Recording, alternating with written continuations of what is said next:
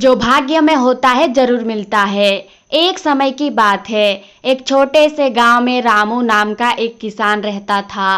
रामू ईमानदार, मेहनती और अपने परिवार के प्रति समर्पित था। उसके पास थोड़ी सी जमीन थी जिसमें वह खेती करता और अपने परिवार का पेट भरता।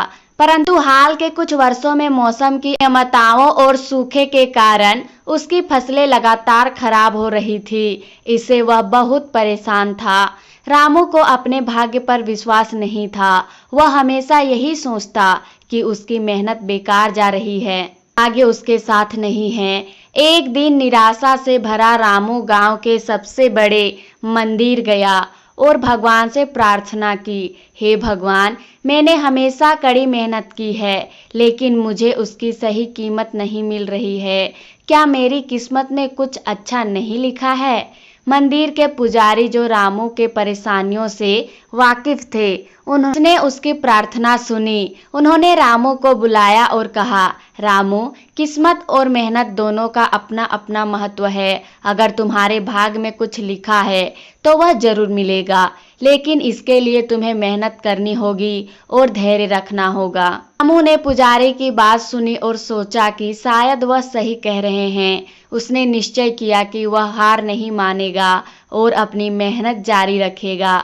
उसने अपनी जमीन को और भी अच्छी तरह से जोतना शुरू किया, पानी की बचत के नए नए तरीके अपनाए और खेती में आधुनिक तकनीकों का उपयोग करना शुरू किया। कुछ ही महीनों में रामू की मेहनत रंग लाने लगी। उसकी फसलें अब अच्छी होने लगी और उसे बाजार में अच्छे दाम मिलने लगे। धीरे धीरे उसकी आर्थिक स्थिति सुधरने लगी। वह अपने बच्चों को अच्छे स्कूल में भेजने लगा और अपनी पत्नी को भी सुख सुविधाएं देने लगा। एक दिन उसी मंदिर में एक बड़ा उत्सव हो रहा था। रामू ने सोचा कि वह पुजारी को धन्यवाद कहने जाएगा, जिन्होंने उसे सही मार्ग दिखाया था।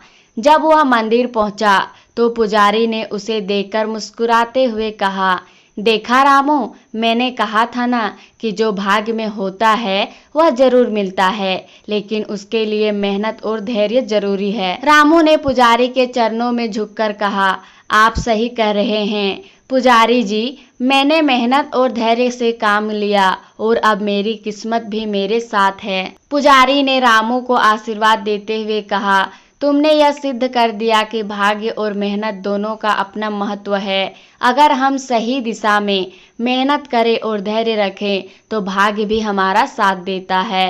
रामू ने फिर से अपनी मेहनत और ईमानदारी से काम करना जारी रखा।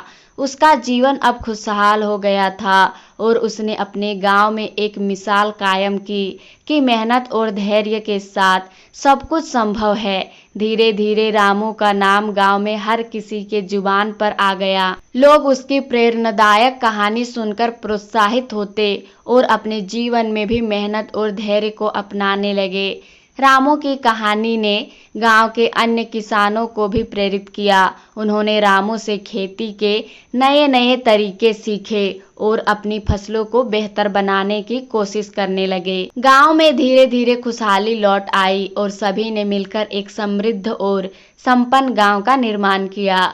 रामू की कहानी हमें यह सिखाती है कि भाग्य में जो लिखा हुआ होता है वह जरूर मिलता है, लेकिन इसके लिए मेहनत और धैर्य बहुत जरूरी है। अगर हम सच्चे दिल से मेहनत करें और धैर्य रखें तो भाग्य भी हमारा साथ देता है और हम अपनी मंजिल को पा सकते हैं।